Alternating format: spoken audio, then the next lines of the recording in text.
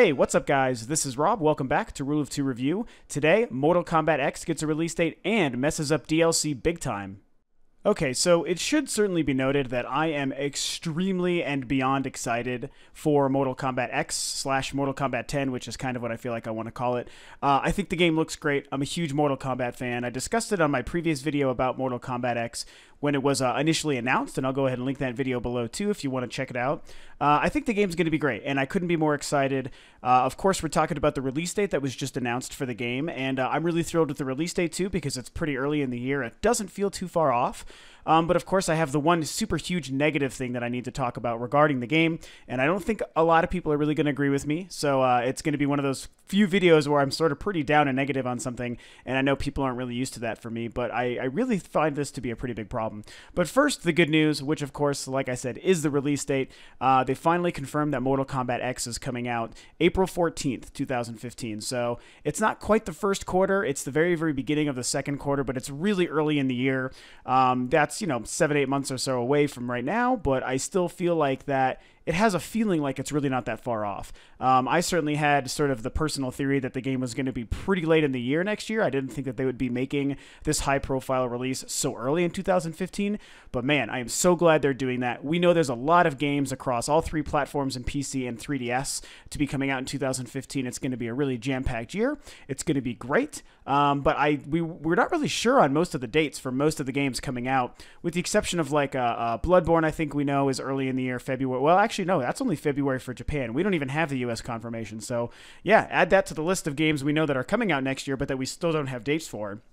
And I was really worried that we were going to run into something similar as this year, where most of the good games are coming out in the back half. There really wasn't a lot of good games smattered throughout the first half of the year like there was in 2013. So it's a really unbalanced year this year. I was worried that with so many high-profile games next year, we would also get all of them in the back half of the year and really struggle to find, the time to play them and the money to buy them, which is what happens a lot. It's one of those first-world problems that we run into in the gaming industry. So, here we are hoping that the games are more spread out throughout next year. And Mortal Kombat X, which was a pretty high-profile release for 2015, did get the confirmation of April, which is, I just think, super fantastic. I can't wait to play that game. Despite the problems I'm having that I'm going to be talking about in a minute, I still think the game is going to be great, and I can't wait to play it. I'll definitely be picking that up day one.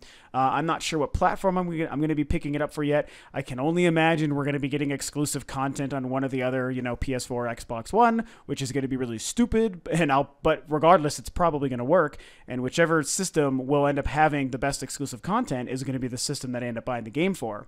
So, that's the good stuff. The game, it's coming soon, sooner than we expected. We have the confirmation of the date, April 14th. It's going to be really great. Can't wait for that game.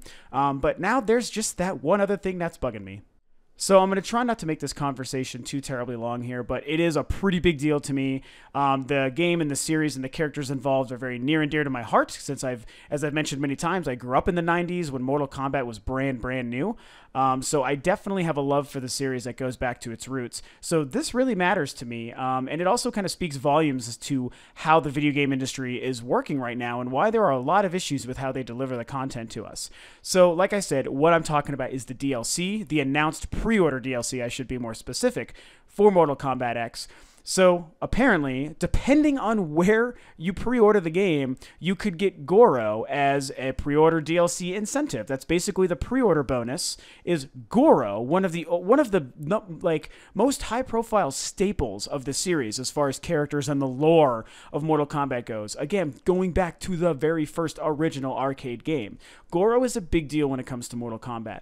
And here we are learning that he is being included as pre-order DLC, and not even to mention that, it's also, depending on which territory or which probably retailer that you go to pre-order the game, that you get Goro. That's the problem I have here, and let me tell you why. Because like I was just saying, Goro is integral to the Mortal Kombat experience. He is so important to Mortal Kombat, I feel, that he should be included in the game regardless. And if he's not going to be included in the game, just leave him out entirely, or at the bare fucking minimum, he should be included in pre-order DLC regardless of where you get it. The fact that it's possible for this new Mortal Kombat to come out with Goro, but not everyone who buys or plays the game can have Goro as a playable character or even an unlockable character within the game itself, to me is complete bullshit. I hate to be mad and down on this, but I think it's absolutely fucked up. It is the wrong thing. And like I said, it's indicative of a lot of the problems happening with the gaming industry and the way these companies are releasing these half-assed incomplete versions, or the retailers are fighting to get your dollar here but not there because they're going to offer better stuff here or there. And it's like I said, the problem is not everyone who has Mortal Kombat might be able to play as Goro. Like, Goro should be a universal character. This isn't like some created characters for the sake of DLC, which is what I think they probably should have done here. This is Goro. It's almost like, and bear in mind, it's not quite as severe as this, but this is a pretty good analogy that comes to mind. It would be like if the next Zelda didn't give you the Master Sword unless you pre-ordered the game, and only some places were going to let you get the Master Sword based on where you pre-ordered it. So if they did, and I mean, think of how important the Master Sword is to Link and to the Legend of Zelda universe in every game. You can't fucking do that. You can't take the Master Sword away from people, and you really can't take Goro away from people.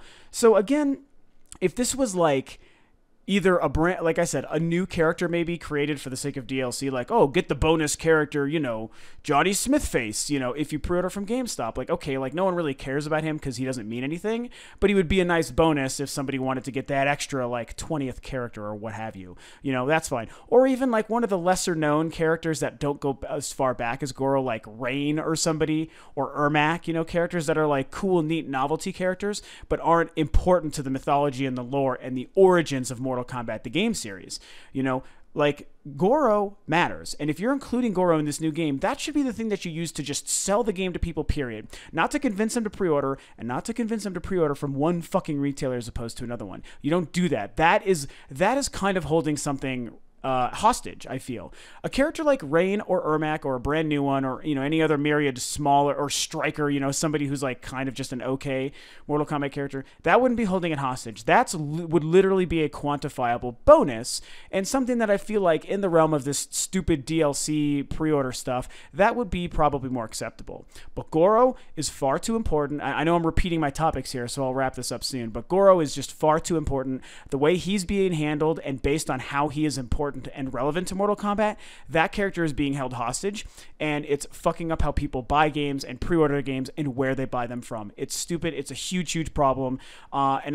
It's probably, you know, I'm a little bit biased in the sense that, like I said, I really, really care about Mortal Kombat because it goes so far back in my gaming history that this does make me this angry, because I care enough about the characters and the game and the mythology that I've been following ever since day one with the original arcade cabinet. This is a problem. And, you know, like I said, it's a problem for Mortal Kombat, it's a problem for the character Goro, and it's a problem for the gaming industry because it's kind of exemplifying some of the larger issues and putting them on display. So yes, I'm excited for the game. I can't wait to play it. I will be picking it up for whatever system makes the most sense at that time, but I am beyond outraged and pissed at what they're doing with Goro. It's the wrong way to handle DLC, and it's the wrong way to handle one of the most important characters in all of Mortal Kombat's history. Okay, so that's it. Like I said, pretty short video for today, but I really needed to get my feelings about the Goro DLC stuff off my chest. So, you know, if you agree or disagree, definitely leave your comments below. I really want to hear what you guys think about it.